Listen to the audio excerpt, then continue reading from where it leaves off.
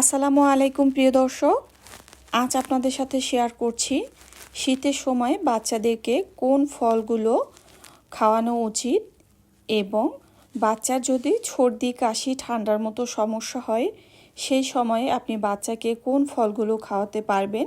প্রিয় দর্শক, শীতকালে বাচ্চাদের রোগ প্রতিরোধ ক্ষমতা বাড়াতে ভিটামিন সি ও অ্যান্টিঅক্সিডেন্ট সমৃদ্ধ ফল যেমন মাল্টা, কমলা, আপেল, বেদানা অথবা ডালিম যে নামেই পরিচিত, এর পাশাপাশি রয়েছে খেজুর, পেয়ারা, আঙুর, স্ট্রবেরি, এই সকল ধরনের ফল খাওয়ানো উচিত।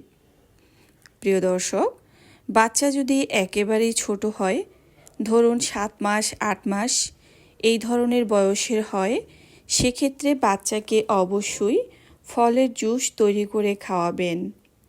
আর বাচ্চা যদি দাঁত দিয়ে চিবিয়ে খেতে পারে তাহলে তো কোনো কথাই নেই। বাচ্চা যদি দাঁত দিয়ে খেতে পারে তাহলে তাকে মাল্টা বা আপনারা কমলা, আপেল, আঙুর যে কোনো ধরনের ফল হোক না কেন আপনারা কিন্তু বাচ্চাকে খুব সুন্দরভাবে ছোট ছোট পিস পিস করে কেটে দিতে পারেন। তারা যদি সরাসরি দাঁত দিয়ে এই ফলগুলো খেতে পারে তাহলে কিন্তু এতে তারা বেশি পুষ্টি গুণাগুণ পেয়ে যাবে। তো বাচ্চাদেরকে চেষ্টা করবেন অবশ্যই ফলের জুস খাওয়াতে, বিশেষ করে শীতের সময়তে, কারণ এই শীতের সময় কিন্তু বাচ্চাদের ঠান্ডাজনিত সমস্যা একটু বেশি দেখা দেয়।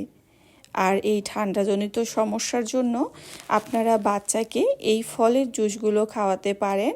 তাছাড়া বাচ্চার রোগ প্রতিরোধ ক্ষমতা বৃদ্ধিতে এই ফলের জুসগুলো খাওয়ানো খুবই উপকারী।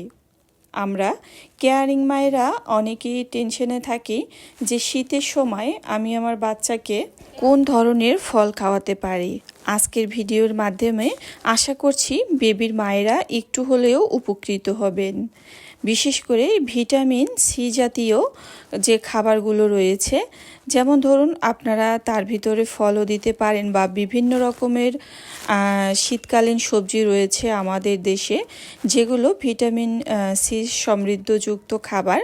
তো এমনও কিছু সবজি দিতে পারেন, তার ভিতরে দিতে পারেন আপনারা টমেটো, তার পাশাপাশি গাজর এবং আরও বিভিন্ন রকমের সবজি রয়েছে যেগুলো ভিটামিন সি সমৃদ্ধযুক্ত সবজি। তো অবশ্যই চেষ্টা করবেন যেই ফলে ভিটামিন সি রয়েছে সেই ফলগুলো বাচ্চাকে খাওয়াতে।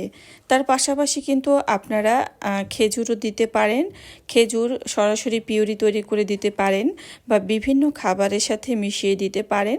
তবে পেয়ারাটা দেখা যায় বাচ্চাদের আপনারা পিউরি তৈরি করে খাওয়াতে পারেন, তবে এটা যখন বাচ্চাদের দাঁত উঠে যাবে তখন দিলে কোনো সমস্যা নেই। তো যাই হোক প্রিয় দর্শক, আপনারা চেষ্টা করবেন আর এই ফলের জুসগুলো অবশ্যই দিতে।